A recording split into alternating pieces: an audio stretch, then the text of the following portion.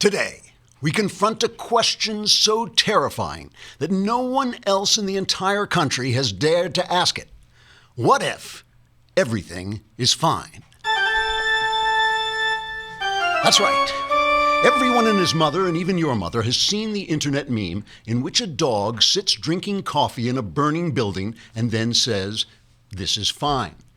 But as shocking as it may be to contemplate, is it at least possible that an internet meme is not a reflection of actual reality? In fact, is it possible that the truth is exactly the opposite of the meme? Maybe in real life, the dog is sitting drinking coffee in a perfectly pleasant environment, and then suddenly starts shouting fire when there is no fire. There's just coffee and a dog. Ever since Donald Trump fired James Comey, reporters and commentators on both the left and the right have been using words like crisis, disaster, and debacle. But what if, when the President of the United States decides to fire someone who serves at his pleasure, it's not a crisis, it's just Tuesday? Journalists keep telling us that it's a big story, but ask yourself, is it a big story in your life? Does it raise your taxes or weaken your system of government? Does it even undermine an ongoing FBI investigation? Is it possible this is just a big story in the gossip mill of Washington, D.C., but for the rest of us, everything is fine? In fact, maybe the entire election of Donald Trump is like this. Trump's an offbeat character with a tendency to tweet himself in the foot from time to time, but he doesn't seem to be violating any of the basic principles of American governance. Checks and balances are still working. Democrats are still dishonest. Republicans are still incompetent. With the exception of all the hysteria in the media, everything's pretty much the same as it's always been. Is it possible that even after the election of Donald Trump, everything is basically fine? But you might say, what if I'm a leftist and I'm terrified about the make-believe climate crisis, or Trump's make-believe fascism, or all the make-believe oppression confronting Americans with no real problems? Take a look around you, lefties. Are the people who are telling you to panic panicked themselves? Al Gore is still making long-term investments. Keith Olbermann and Charles Blow aren't in hiding. And all those Hollywood celebrities who promised they were going to flee to Canada, they're all still here. Sure, there are lots of predictions of coming disaster, but a prediction of disaster is not a disaster. It's not even an event. It's just a guy saying stuff about the future who doesn't know any more about the future than you do. Predictions of disaster make the predictors seem important, and they're a good way to make you panic, so you'll give the predictors prestige, power, and money. But look around you. Look at yourself. How's life going? Are you a dog drinking coffee, shouting fire? Stop shouting fire and ask yourself, what if everything is actually fine? Trigger warning, I'm Andrew Klavan, and this is The Andrew Klavan Show. I feel hunky-dunky, life is tickety-boo. Birds are winging, also singing hunky-dunky-doo. Ship-shaped, tipsy-topsy, the world is zippity-zing. It's a wonderful day, hurrah, hooray! It makes me want to sing. Oh, hurrah, hooray! Oh, hooray, hurrah! All right, Michael Knowles is back from Cuba. Was there ever a better ambassador for capitalism than a man who makes a fortune with a blank book? You see, my friends, in America, even a blank book, we make money, you know? It's like they're probably weeping. In America, they make a blank book. Get me a rubber tire, I paddle to shore. All right, and we have visitors. We have two new animators, Alvin and Pat, was it? Did I get it right? And if you could see these guys, I know you would look at them and say, why didn't they go to ZipRecruiter.com? I'm joking. I'm not joking. Go to ZipRecruiter.com. At ZipRecruiter.com, you can post your job to 100-plus job sites with just one click. Probably better. See, we kind of use the system that Castro used in Cuba where he sent over all the criminals. That's kind of what we do here. But with ZipRecruiter, their powerful technology efficiently matches the right people to your job better than anyone else. That's why ZipRecruiter is different. Unlike other job sites, ZipRecruiter doesn't depend on candidates finding you. It goes out and finds them. In fact, over 80% of jobs posted on ZipRecruiter get a qualified candidate in just 24 hours. We don't even know what that looks like here. No juggling emails or calls to your office. Simply screen, rate, and manage candidates all in one place with ZipRecruiter's easy-to-use dashboard. And you can find out why ZipRecruiter has been used by businesses of all sizes to find the most qualified job candidates with immediate results, because right this minute, my listeners can post jobs on ZipRecruiter for free. That's right, free. Just go to ZipRecruiter.com/dailywire. ZipRecruiter.com/dailywire. One more time, to try it for free, go to ZipRecruiter.com/dailywire. Don't let this happen to you. So, a long time ago, in a story I'm not going to tell, I spent the night with a congenital liar, somebody who just lied and lied and lied. And I found this very strange thing, that by the end of the evening, it was easier for her to fool me than it was at the beginning of the evening, because I just found it almost impossible to believe that someone could be lying about every single thing. But everything she said was a lie. And by the end of the evening, he just got worn out. And that's the way I feel about the media now with Donald Trump. I mean, everything they say, they said, you remember Comey was fired, they said Rod Rosenstein, the deputy AG, was going to resign. He threatened to resign because Trump had put the firing on him. Rosenstein says, not true. The Russian investigation is going to be compromised. That's why Andrew McCabe, the guy who's the acting head of the FBI, says, not happening. The FBI's low morale. They're starting a war with Donald Trump. They predicted this. They said months ago the FBI had low morale because of Comey. So now they're reporting that the country's in a crisis. Everything is a crisis. Donald Trump is going to fire this one, and he's going to clean house. He's going to do this. He's threatening James Comey. That was the one that really got to me, because I'll get back to that in a minute, because that just is totally untrue. But it's like, why you start to believe them. You start to think, well, they've been wrong about everything, but they wouldn't be lying about this, I mean, it's like they wouldn't be lying about the whole thing. The whole thing can't be a lie. Michael Crichton gave a great speech once. Molly Hemingway talked about it in her broadside that we were talking about last week when Molly was here. Michael Crichton gave this wonderful speech about how much meaningless speculation and lack of fact there is in the media. It was a long time ago, I guess. Yeah, but it's a brilliant speech.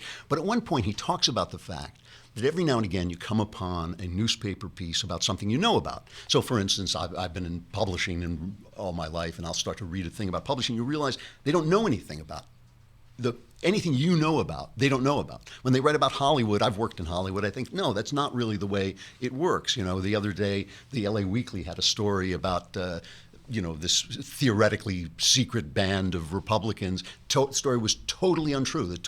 Their sources were wrong. The guy was just throwing shade at them. Had no truth in it whatsoever. Then what Crichton noticed is you turn the page and you start to read a story about Indonesia, and you think, oh, well, this must be true, because you don't know anything about Indonesia. So it's like every time you hit something you know about, you realize they're lying. So all weekend long, the media and the Democrats, but I repeat myself, are working to spread this sense of crisis, of the administration is falling apart and all this stuff. And of course, we've already had we've been, we're in league with Russia, Trump's a Russian spy and all this. And remember, James Comey serves at Donald Trump's pleasure. He can fire him for picking his toes in Poughkeepsie. He can fire him for chewing gum. He can fire him for looking at him cross-eyed. He can fire him any reason he wants. There's nothing's going on. It's just a firing. Clinton fired one. Did Obama? I can't remember if Obama fired an FBI guy, but it just is what it is. It's a story in the sense like you go like, wow, that's an interesting story, but it doesn't change anything except it gets this kind of grandstanding guy out of the FBI. So, former Defense Secretary Robert Gates was on with John Dickerson, and he was talking about the Russians meddling with elections. And this is what he said was Putin's objective. Here's Gates. Look, I think this is a guy who saw the U.S. basically come out against him in his re-election campaign in 2012. He saw the U.S. being behind all of the color revolutions in Eastern Europe and in Georgia and Ukraine and so on. So his view is the West has been interfering in his politics for years.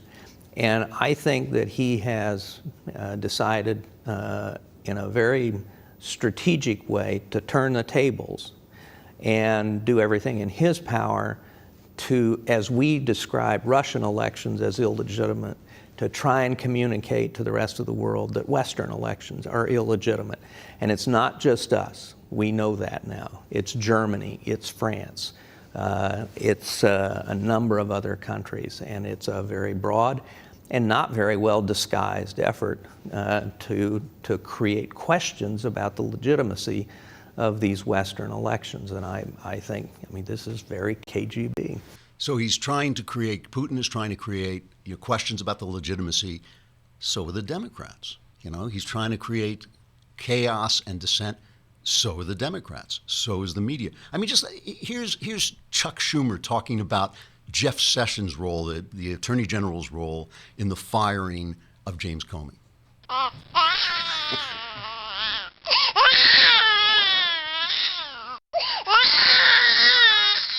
Guards, Dad. Hey, Mama's boy. I bet you're gonna cry. Come on, Mama's boy. Let's see you cry, come on. Okay, maybe that wasn't you. But it was close enough. Here he is for real. I have asked the Inspector General, and the request I've made is not only to look into any interference to thwart the investigation, but whether Attorney General Sessions should have participated in the firing of Comey and should participate in FBI director. Attorney General Sessions has a much higher obligation. He didn't tell the truth about meeting with the Russians, so he recused himself. Now he seems to be violating that recusal. That would seem on its face to be part of this.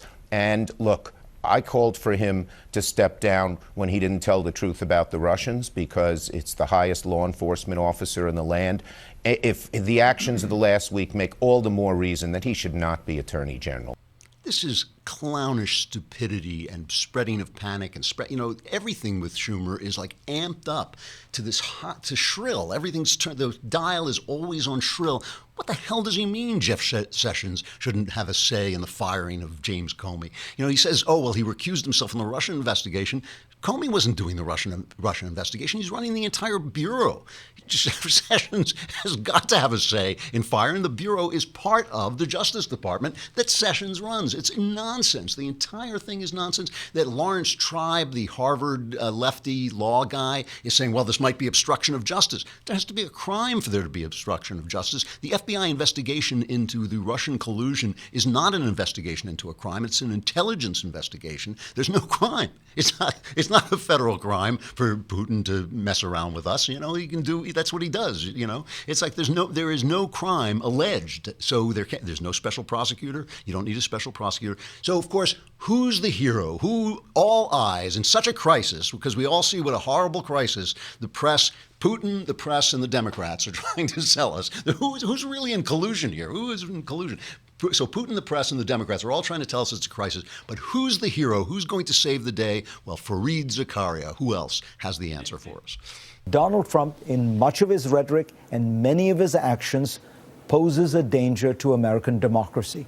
There is just one real check on the president: impeachment. And it is political, not legal. Since Trump's own party controls both chambers of Congress, there has been little resistance to him there. So far, it appears that the Republican Party is losing any resemblance to a traditional Western political party, instead simply turning into something more commonly found in the developing world, a platform to support the ego, appetites, and interests of one man and his family.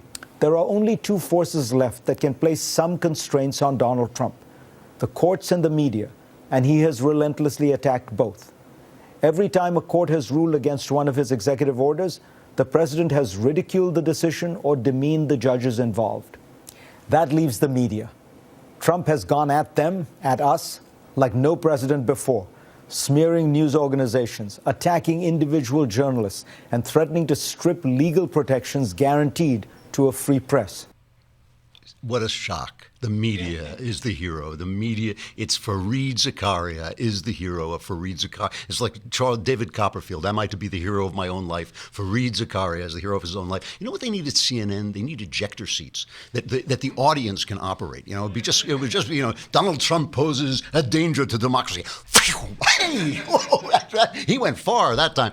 And here's the New York Times. I mean, this is everywhere. Everybody, I would play Keith Olbermann, except the entire media has turned into Keith Olbermann. I don't have to. New York Times, which used to be a newspaper, GOP senators pulling away from Trump have a lot less fear of him. I could see how fearful the Republican senators. Republican senators are lucky they're just not walking in. There's somebody to take them out of a corner. They need an aide whenever they walk into the corner to tell them how to get out of it. Senate Republicans, increasingly unnerved by President Trump's volatility and unpopularity, are starting to show signs of breaking away from him as they try to forge a more traditional Republican agenda. So it says several Republicans have openly questioned Mr. Trump's decision to fire the FBI director, James Comey, and even lawmakers who supported the move have complained privately that it was poorly timed and disruptive to their work. Many were dismayed when Mr. Trump seemed to threaten Mr. Comey. This thing about threaten, because this was on the Daily Wire too, and I really object to this. What Trump said was James Comey, this is a tweet, James Comey better hope that there are no tapes of our conversations before he starts leaking to the press. That's not a threat. I don't see where that's a threat. What he was saying was, first of all, I thought it was a joke. I thought what he was saying was, I know the truth and he better not lie about it. But I mean, come on. We got to say goodbye to Facebook and YouTube, which means you're going to miss Michael Knowles and how he trolled Cuba. Unless you come over to thedailywire.com, if you subscribe, you can just watch the whole thing. You don't have to get bounced around like this, and you can be part of the mailbag, which is coming on Wednesday.